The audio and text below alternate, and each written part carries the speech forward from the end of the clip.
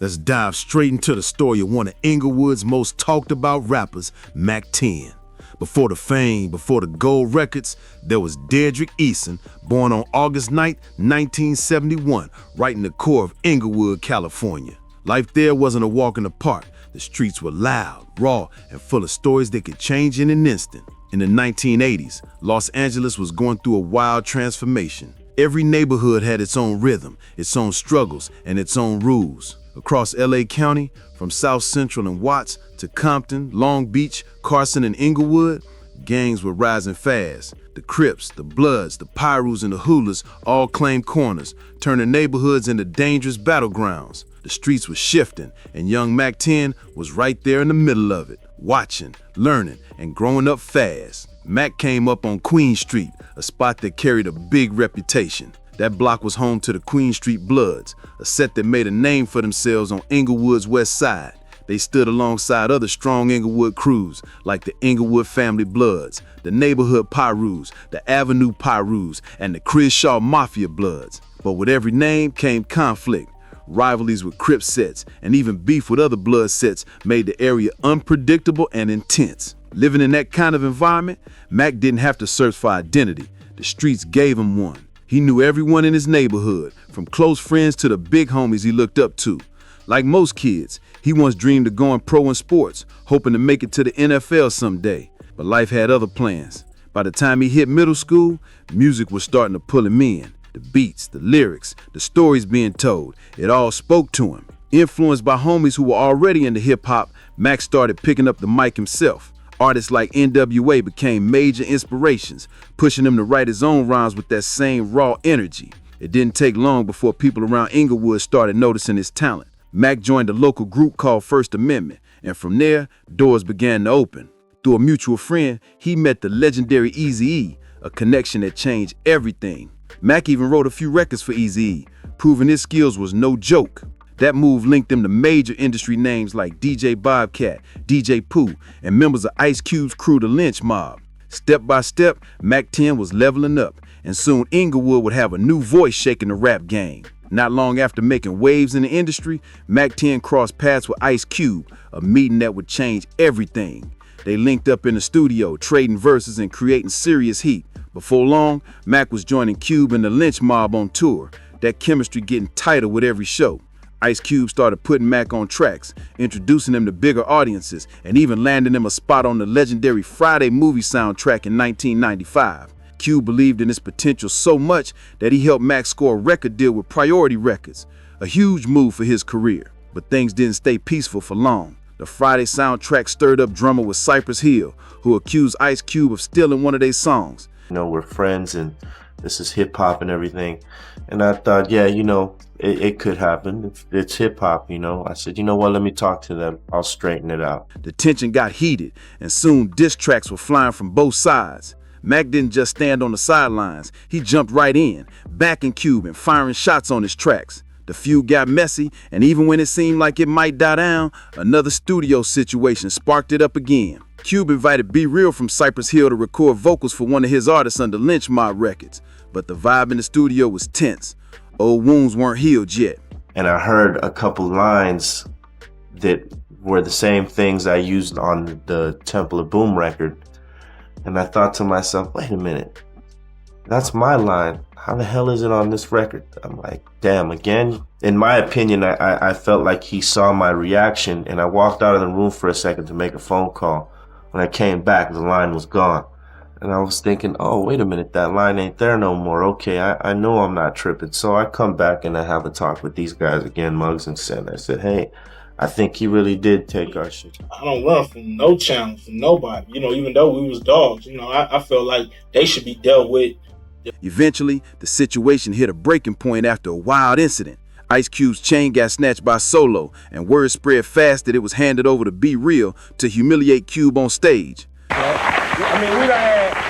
done had our share of problems, but, we working together to work that out, you know, and, maybe if the public see us work out our problems, they'll work out their problems, Exactly. It's a lot of problems here, in Southern California, with blacks and Latinos and this, that, and the other. Right. And, and hopefully this right here just be that stepping stone to get everything squashed. Eventually, you guys work it all out. Yeah, we worked it out eventually, and that was, you know, thanks to Mack 10. You know, Mack 10 calls me, you know, because, you know, he's a Damu and so am I, and you know, I thought he realized, you know, this is all going nowhere in a hurry, and you know, chances are some of our people are gonna get tangled up and shit's gonna happen and really, you know, turn serious. You know, it could have got serious, you know what I'm saying? But I forgot what happened in between, but B is all right, man. You know what I'm saying? B is the homie. So you helped squash that whole thing? Yeah. Yeah, but it had to get to that first, though. You know, it got to... Things looked bad, but over time, cooler heads prevailed, and the beef finally got squashed. With the drummer behind him, Mack focused on his music.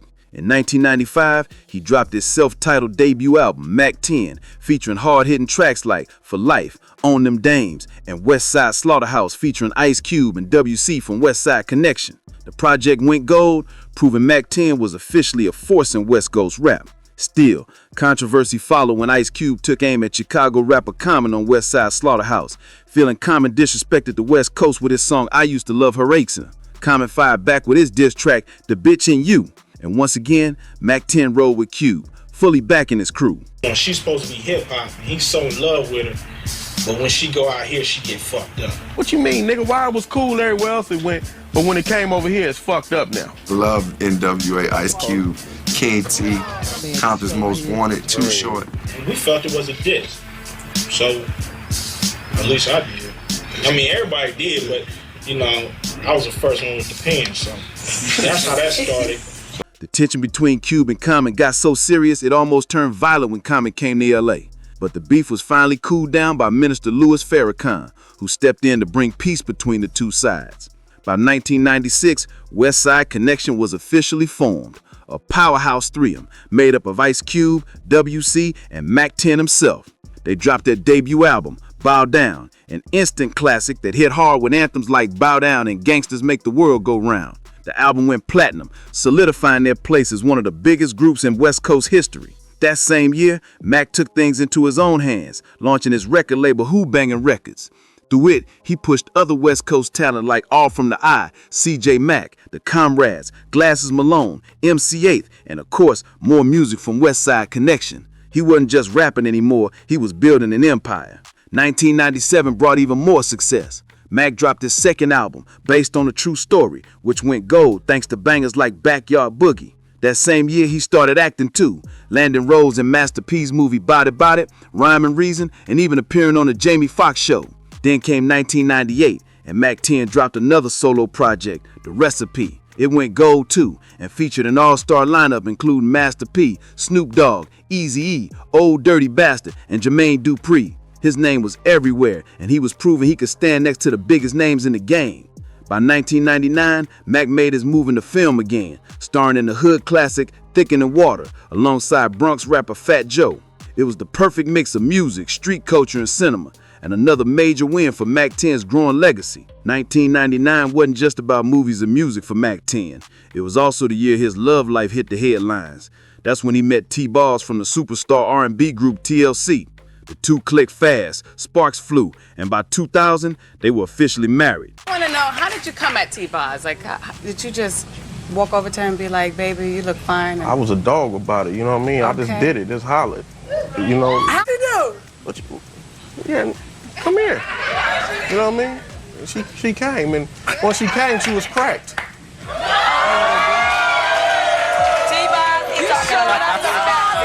The rap world and R&B scene was buzzing about it, a power couple straight out of the early 2000s. The next 2 years kept Mack busy. In 2000, he dropped his album, The People Route, keeping that West Coast sound alive and loud.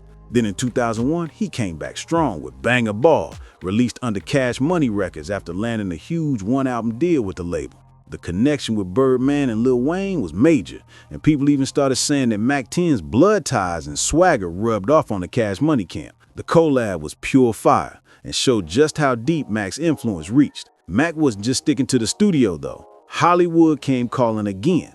In 2001, he appeared in the TV series Dark Angel, showing off his acting skills. Then came Random Acts of Violence in 2002, followed by Cutthroat Alley in 2003. Around that same time, he dropped a collab album, The Hood, and his solo project, Ghetto, Gutter, and Gangsta. He kept the momentum going with Westside Connection's final album, Terrorist Threats.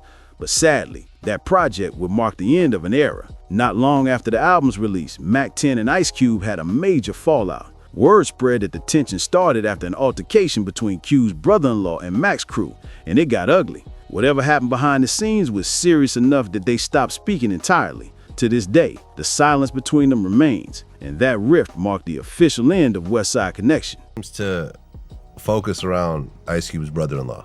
And at one point, a rift started with Westside Connection. Yeah. You and Ice Cube. Yeah. So there's a bunch of hazy stories around this, but it seems to focus around Ice Cube's brother-in-law.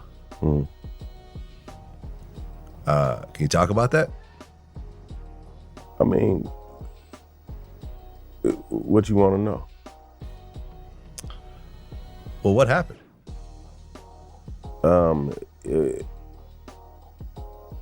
It was just, I mean, you know, it was just an unfortunate situation, you know, as far as, you know, what came out of all that, you know what I'm saying? But the stories you heard, probably, most of them probably was, what did you hear? The story I heard was that Ice Cube's brother-in-law got beat up. What else did you hear? Did you hear that before all this happened, that like, it ain't like that just happened? Well, never just happens. Yeah.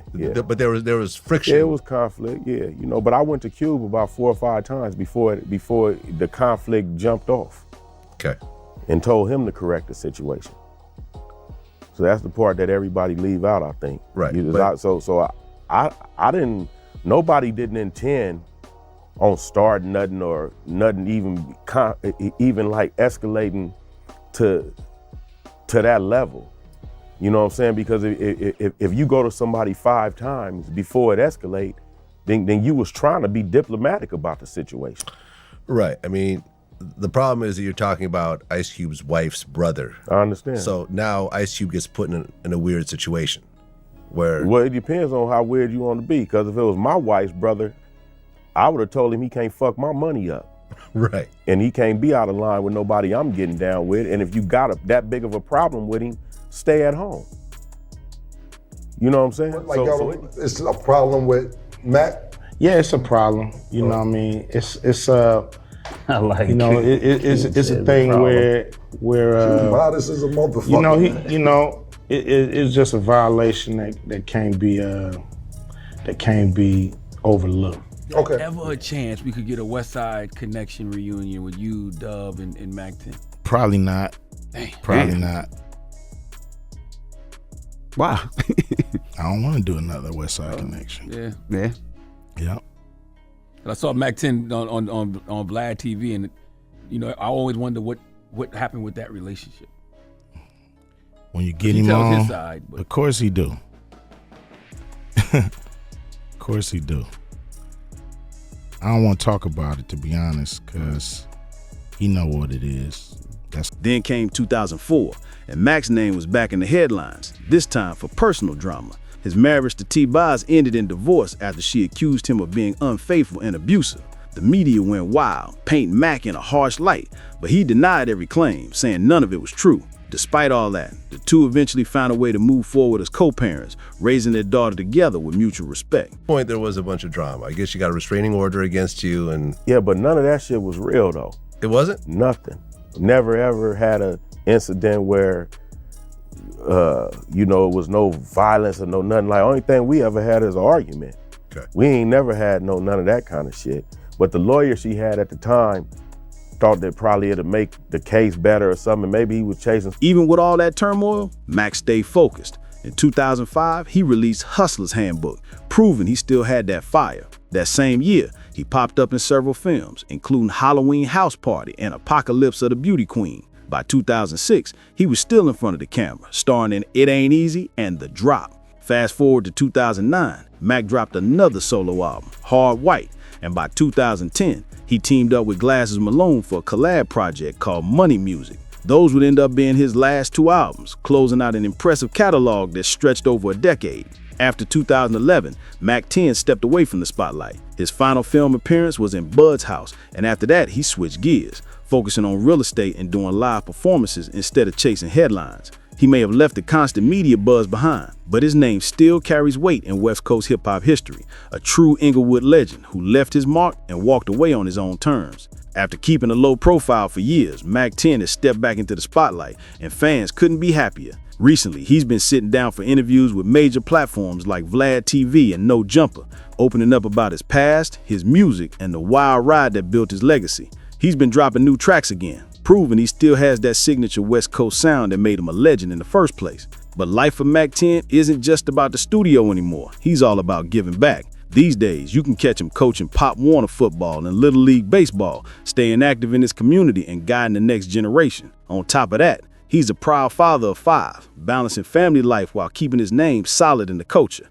With over 10 million records sold, there's no question Mack 10 will forever go down as a true West Coast icon. From Inglewood to the world, his story is one of hustle, growth, and undeniable impact. That wraps up this episode. If you enjoyed this breakdown, make sure to like, subscribe, share, and drop a comment below. And don't forget to check out the previous episodes to catch every piece of this incredible story.